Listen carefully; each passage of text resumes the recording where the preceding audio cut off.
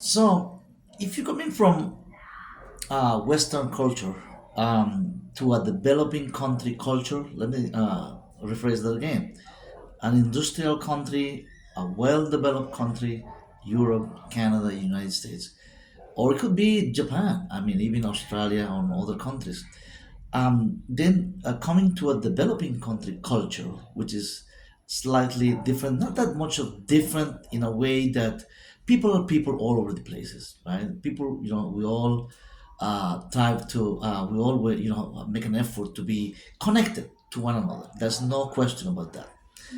But I mean, if we compare how people get connected, I mean, yeah, in the first approach meaning that when you come to a developing country in which in a way you want to make friends as much as fast as possible, right? um, and of course there's so many stories of, oh, when you come, then suddenly, I mean, the first month you should be doing this, and after 3 months you should be this way, and 6 months, all these different stories, right?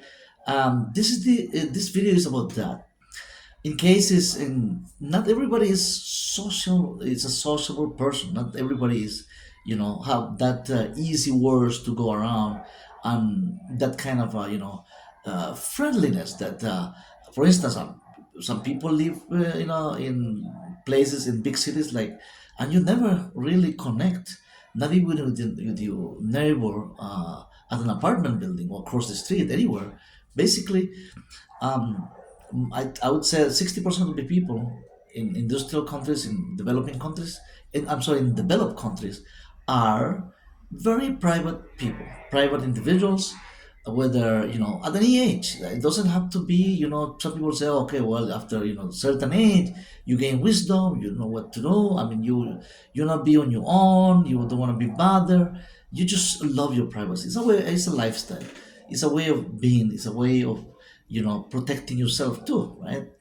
And find peace. I mean, who said that if you're alone, um, have very few friends? Because people, and some people have no friends at all. You can be 20 people who are 20 years living in a neighborhood and have no friends in that neighborhood, not friends, not even acquaintance. I mean, not even people are very, some people are very, close-minded. Close-minded meaning very private individuals, and that doesn't mean that it's bad at all. All of these kind of individuals are people who have been to many experiences in life, and they found wisdom. They are smart, they're intelligent, and they enjoy that solitude in a way. Okay, so, but now, well, you're making a decision to come to a developing country, right, to find a new beginning. And suddenly, well, you have seen videos, we have seen all this, that in which you could just come, people tell you that in the first month you should be doing that. I'll tell you today what I think myself is in the first month, how you can really find a reliable friend. Start making a reliable friend. I'm not saying that you can just have a, oh, now you have suddenly in a few weeks, right, in a month, now you can call local people that you met or other foreigners friend. That word, it can kill you. It might destroy. It might, ruin your life. It might scam you. That, so you have to be careful who you can call friends, and who you can call just people you met. Okay, people you're meeting. You meet people everywhere. I mean, as soon as you arrive to an airport, let's take it from there. And what can happen in the first month? I'm taking you to the first 30 days in which you arrive to this foreign land for the first time again, for the first time, and then of course you're craving for to make connection as fast as possible. You don't want to waste time. See the phrase I'm using, wasting time. You're wasting. I mean, you're spending money. You're investing. If you're, a Western-minded, individual in which you're spending money. I mean, over $1,000 for a round-trip ticket, hotels and fees, immigrate. I mean, all kinds of fee, and from day one, you're spending money in this new land. Whether you can call Central America, Latin America, Mexico, Philippines, Cambodia, anywhere you can call, so Southeast Asia, which I'm just mentioning popular spot. I'm not mentioning Eastern Europe, Estonia, Latvia is new, new places that is opening up. Paraguay, Uruguay is opening up very much as a second, especially now that Southeast Asia is very unstable. You see what's going on with Cambodia and Thailand, and what's going on with the Philippines, inside Nepal. I mean, Nepal is not a popular spot, but things are, things can change any moment. Any moment can, and after being, things can change just like in a blink of an eye. And you see what's going on in the Philippines now. Philippines in the eye of the storm with all this unstable, political stability about, many people on the street protesting about corruption and protesting about, all kinds of things, all kind of social issues, which is not, I'm not saying that's the only place. All Latin America is full of that too. Central America, it's hard to find one place that you can say, oh, this place is 100% really, really, I mean, really low cost of living, and you can, you can call that a place that you say, wow, this is my plan A, and that's it. There's no plan B, C, plan B, C, or E or D, right? D or E. But always, plan C, plan B, and plan C could be on the, in hand. But now suddenly you make a decision. Well, I mean, if you are an expert in the Philippines or expert on this, some of other countries that find out yourself trapped, like in a way you have invested, you bought it in your motorbike. But now people, can say, well, what about people who are just came?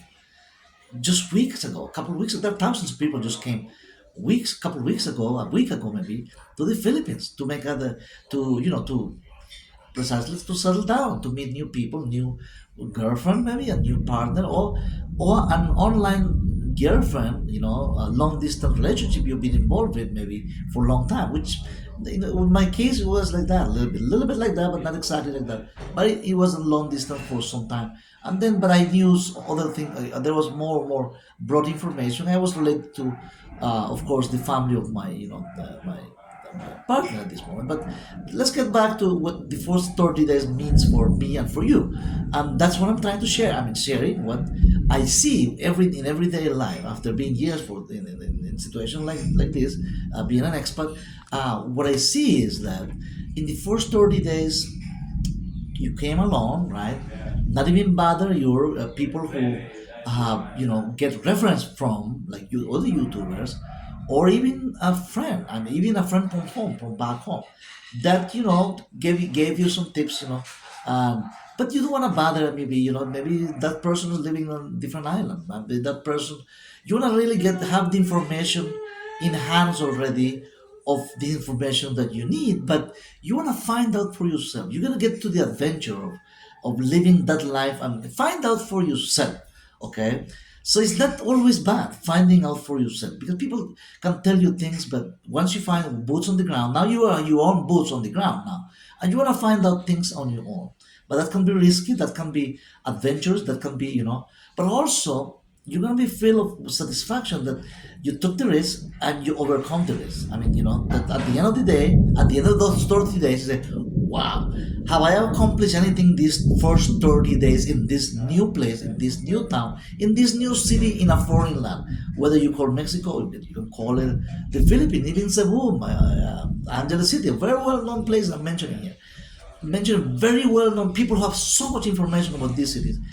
But when you arrive, even though you have information through, through online information with the, broadcasting and YouTubers, but still, I mean, once you put boots on the ground, things could be really different, because people see things in a different way. The way I see things, the next guy that just arrived, will see in his own, with his own lens. So hopefully, the way I see it, this is the way I see it, and maybe it'll help, some of you maybe, and that can be helpful for you to survive your first 30 days, to survive in a foreign land for the first time you come to a city. And this is what I do, I would do, and this is what I've done. I have done, and if I have to do it again in the future, I will do it again, because it did work for me. And this is the story. So you come, right, and the first thing is the transportation, a place to live, and then of course you want to settle down your finances. I mean, you want to have, of course, a stable, a stable place, in a stable legal immigration papers to be there for more than 30 years. But that's the reason, in the first place, you are 30 days from 30 days, the first 30 days that you landed. And once you have started with the, settle down, find a place where you live, having the information surrounding your neighborhood, surrounding throughout the city, where to go, your finances, right? How you do your banking, where to go for an ATM, and how you do that. Well, the first week, starting for the first week, right? You find out what is in your surrounding where you're staying. Let's say you stay still in a hotel or a hostel or a small, R&B, right? I mean, a temporary place where you stay. Still, you are not find your surrounding where you can walk around safely. Safely meaning how you commute. Commute meaning you take a taxi, take public transportation, of course. All public transportation are available for everybody, basically, and have the proper change when you pay in a public transportation. Once you get the first day one you get out, get a public transportation, have a local currency in hand, in small bills, in small bills, in coins. It happened to me that, if in a way, that once I was traveling in El Salvador, I didn't have the coin. There was a dollar that you have to put in a machine that takes in this bus, but I didn't have it, so I had to look for change. And what does it mean to look for change in a bus in a crowded place? And if you look at foreigner, then you have to take your wallet out, or try to be, put in just one packet only the money you want to use. Don't like a stack of money, like when you can show dollars. I mean, public. I mean, in a public place. Not even your taxi driver. Don't never trust, even if it's an app taxi driver. You never know who can be that person, who can be related to, or who, or share riding, like, because some of these apps are share riding, system. So transportation, that's number one. Don't show off the money or even your credit card. I mean, some people use credit cards to pay, on the spot, like a QR. There's a QR system in which people take their phone, right? In which, even to buy food on street, which I'm going to talk about the next thing, the next minute, right? Many street vendors use QR now, QR system, but you don't want to be showing off too much. Even your iPhone, your expensive iPhone, right?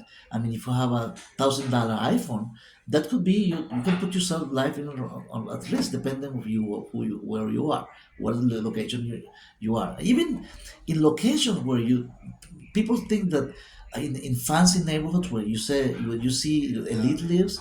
I mean, it could be that all these places and big houses where this residential area where the upper class lives, that's like Makati or BGC.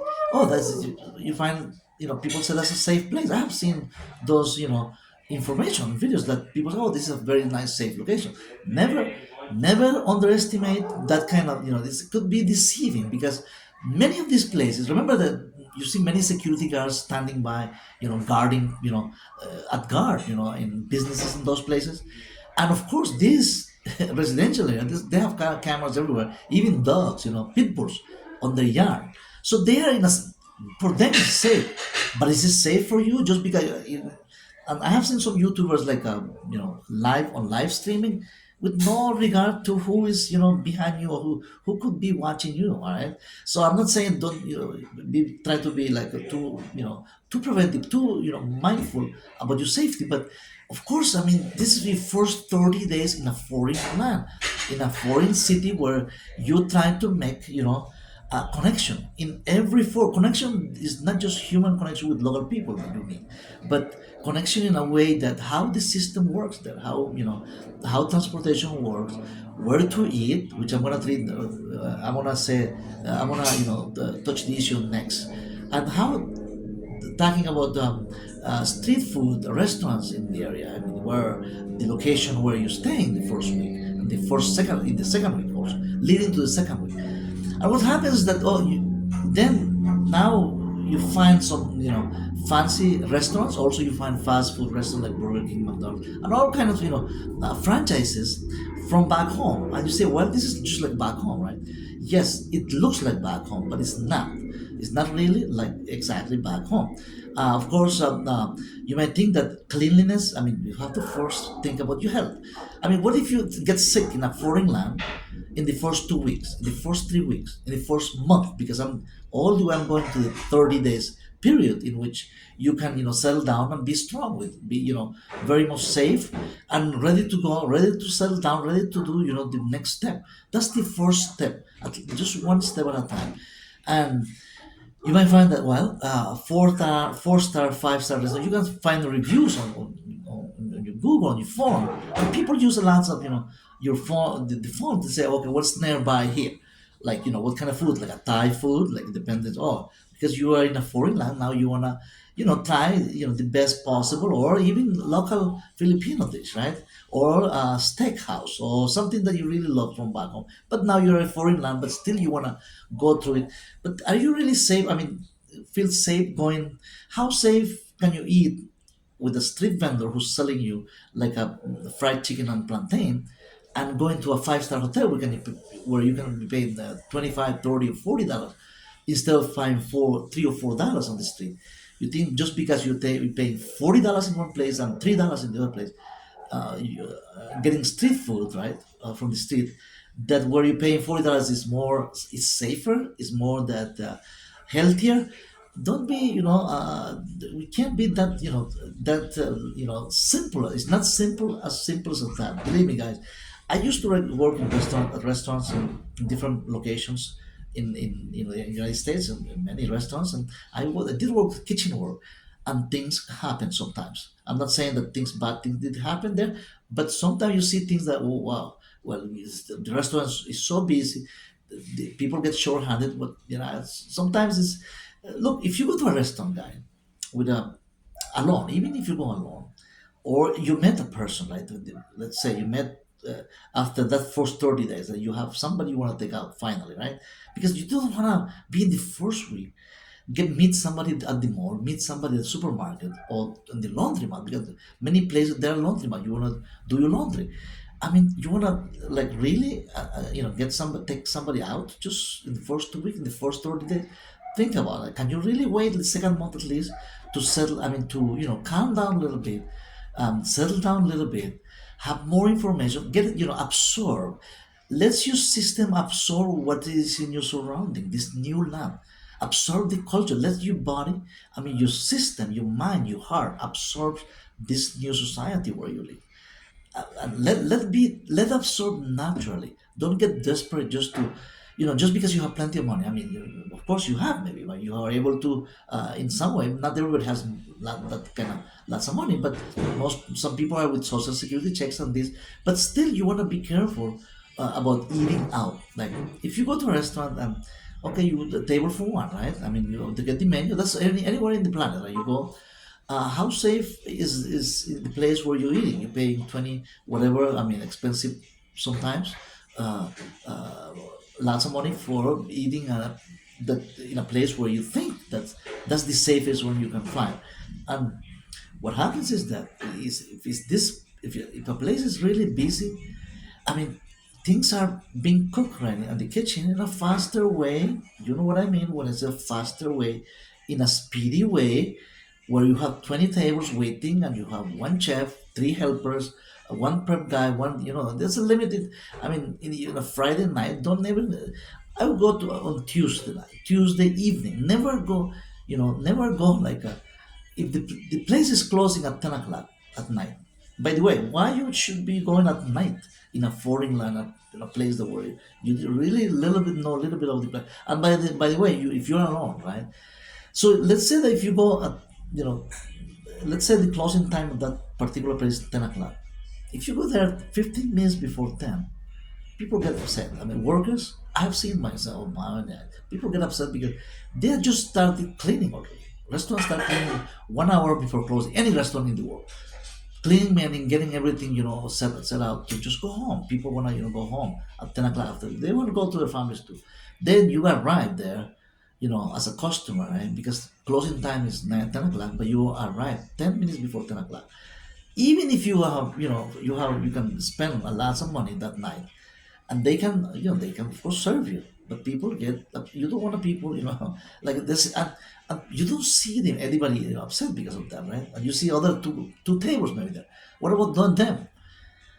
But that's not the way. I mean, you're gonna watch. Then you order it, then you spend 10, 15 minutes, you get a drink, okay, and then the staff. Think about what the staff is thinking about you as a customer. You have the menu, they got an appetizer, and then you're now waiting. Okay, well, the cost, the waiter comes, you raise your hand, you do the typical, right, thing. But then you order, okay, I want a salad to start with. So after 10 o'clock, you start with the salad. Then you want a soup, that's like 10:30. By 11 o'clock, you're getting your main course. Guess what, guys? I mean, these people, working hard for 12-hour shift, they don't want to stay 13 hours just because one customer came 10 minutes before 10 o'clock. So I never advise, anywhere, even at fancy places where you think that, oh, these people knows me. I mean, these people know that, that I'm a foreigner. That I have, I know how. Not everything is about money. You try to make connection. You try to make people feel comfortable, even people you're paying for. It's not about everything about transaction. It's about your heart, about those people heart. I mean, you wanna be nice. I mean, you even if you leave a nice tip, but people get upset. I mean, people, workers, maybe not the homeowner. The homeowner, I mean, I'm sorry, the restaurant owner. The restaurant owner maybe is at home. It's most likely is at home, just relaxing, right? But it's the workers that stay there. I've been a worker. I know what the feeling is. You wanna go home. So some of those people take public transportation. They're gonna miss the transportation. Now they have to pay Uber because a customer came just 10 minutes before 10 o'clock, before closing time. So I mean, I don't want to go too deep in that, but different video, I'll go deeper. But if you go to a place where you're trying to get to know them and they get to know you in the first month, right? If you go 2, 3, 4 times to that same place or same restaurant or same eatery, same place where you do snack, even where you the ice cream parlor where you start going, right, and start meeting people there too. I mean, the server can be a person you get acquainted to. I mean, you getting to know people, right? They salute you, they say, they smile, but that's their job to smile. It's not that they're already falling in love with you. I mean, you're making connection. I mean, they know you're a foreigner, right? You seem a foreigner, you look like a foreigner, but you're blending them. You try to be casual. Casual meaning not to be too much impressed to impress with luxuries and with plenty of cash as you open your wallet and with credit cards with I mean your American Express gold card. I mean, think about, I mean, sometimes people do that to impress. People do that to make sure to people you meet that that you're so important. Try to be low key meaning even if you can afford. I mean, of course, I'm not saying every foreigner has an American Express gold card. All I'm saying is that many most foreigners, most expats, they start slow. They start in a really at a small venue where you can pay, you can afford to pay, and what you expect to pay is less than, at least less than $10, not like over $20. But some people do. Some people say would think that that's a safer location because some of these places has even security guard by the door. So does that make you safer? I mean, just because there's a security guard at the door? Yes and no. I mean, doesn't mean, and I mean, it does mean that there's plenty of cash.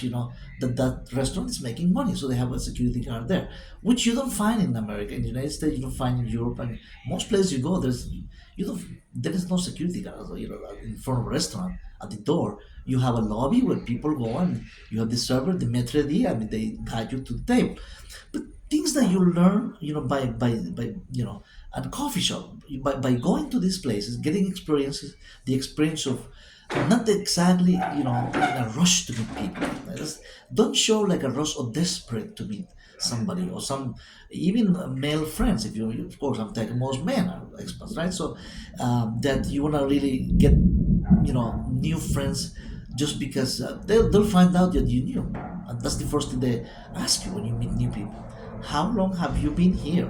I mean, that's a direct question of many people you meet for the first time, right? So either at a coffee shop, you find other expats sitting around there. Oh, by the way, oh yeah, I'm from California. The other was from Utah. Oh, I'm from Madrid. They will say, well, I've been to Paris. The guy from the German guy says, oh, I went to Australia. So there's, people try to, but some people have second, some expats can be scammers too. They have, they do in purpose. They go in purpose where other expats meet, other expats visit, meaning that they tend to go there. New expats coming to town, they'll find that who is new in town because they know the other expats, right? And they know them too. Some people, beware and be careful from other expats, other people who trying to speak your same language, knowing your same culture. You have to be mindful from them to do as the same way you are mindful and be careful with local people. In the same token, it's not one less, one more. But of course, you want to blend to this new society, new culture, everything. Speaking the same language, like in the Philippines, no problem, right? And Costa Rica, it's very easy to blend with people too, because many people speak English. And Mexico, Cancun, the resort areas, I mean, the touristic area, many people speak English because that's their business to learn new language because they tend to serve tourists, right? But mindful about places you go to eat. I already told you about transportation and how you in the first 30 days. Never go to a third thing, right?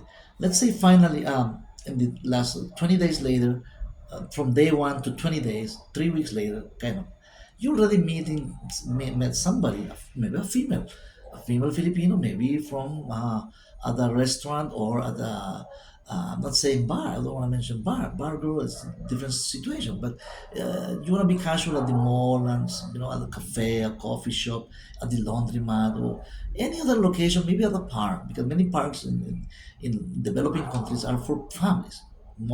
Mostly family people. Family is family minded parks. Park in some places in the United States, national parks means is forest, like for picnic and thing.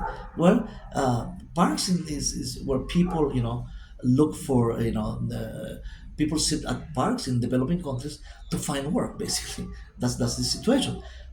Whether believe it or not, there are some newspapers. Remember newspapers? Now that newspaper, what is that? Some people ask because everything is online, right? But there are developing countries. Newspapers are still popular. Like in Central America, there are many newspaper people buy newspapers and look at the classified section to look for work. So people sit at the park. That's to look for work and to make connection also, right? To make connection people, So whether or cafes sometimes the people go to the cafe and what's get into if you don't choose the park to go to, like to sit just to have a fresh air, right? It's a double it's a double mission in a way. You get the fresh air, right? And you get the vibe of the noise. I mean the environment with this the audio of what's going on.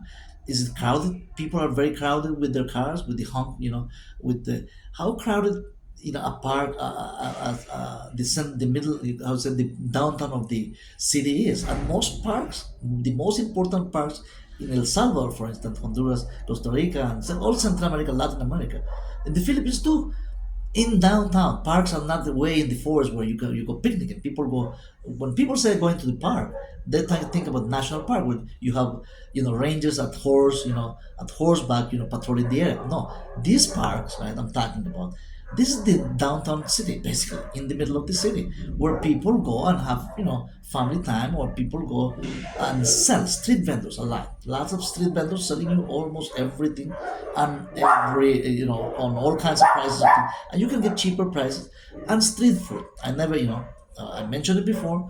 Street food, I've been doing eating street food at a friendly price long time, and that gives me connection too with the environment, with the people who come to buy, who get in line to get in line to get in a casual conversation. It doesn't have to be, hey, by the way, it's like when you arrive to the bar, right? What's the fun? Oh, give me a drink, say, right? People go to the bar. Well, what who the bar goes, my name, what's your name? By I mean, that's that's very much you spending money there. You're spending money, and so they want to be nice to you. Of course, that's part of the business.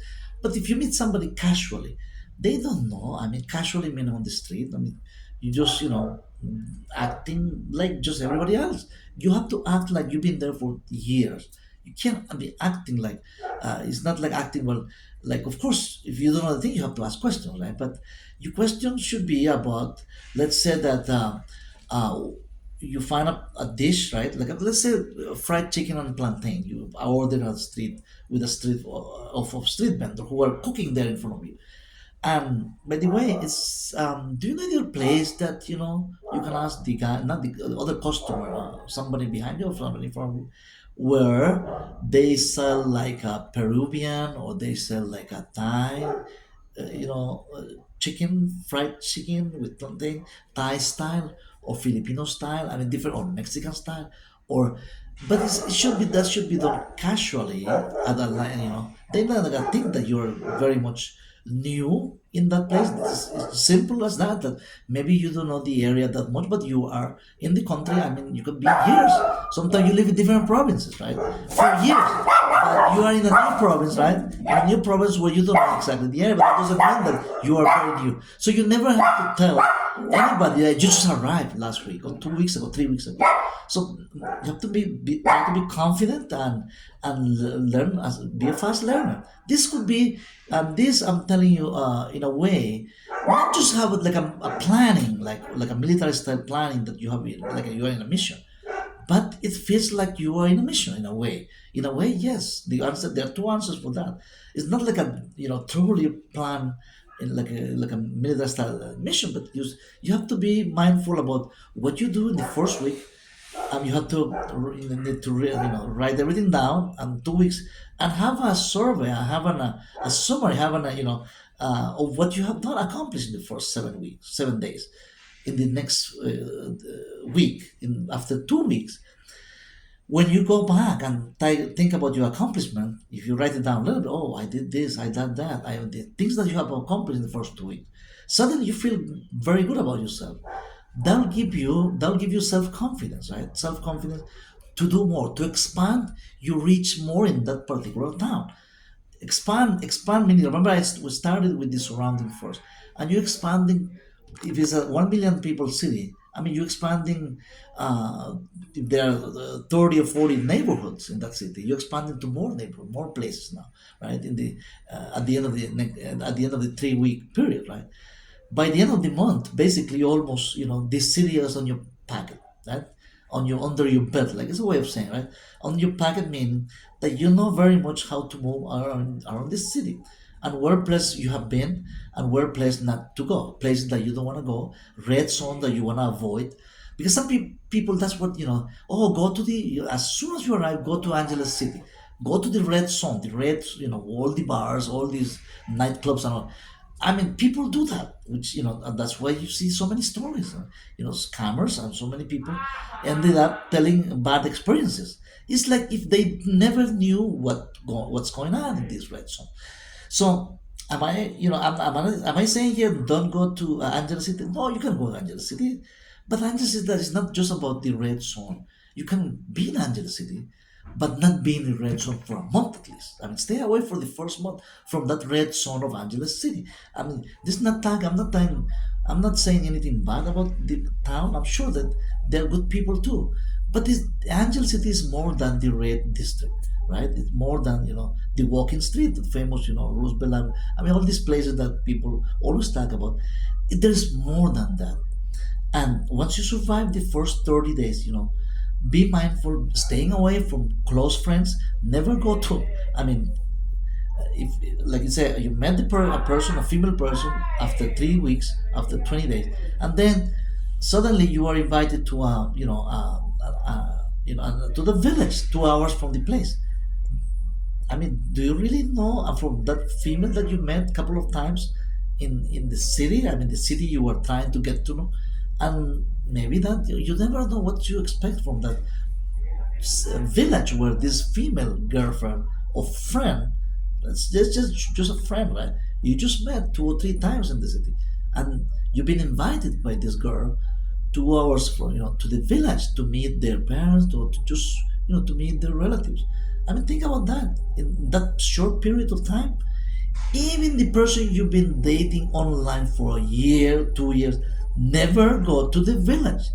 I mean, to have 2 hours from the city where you're staying, right, where you're getting to know, without knowing what's going to happen in the middle of the highway, the street. What if this girl, tells somebody, hey, we're going, this, uh, with a rent a car or rent a bike, motorbike, and you never know what's going to happen. And this girl say, oh, let's stop in this 7-Eleven in the middle of the road, like somewhere at the gas station, somewhere. We're not going to get some fruit in here. Somebody you start trusting, but you don't never know this person's that well. This is the first 30 days in a foreign land, right? And you are on your own. Remember, you don't have that many people right close to you yet because you just been there for a month.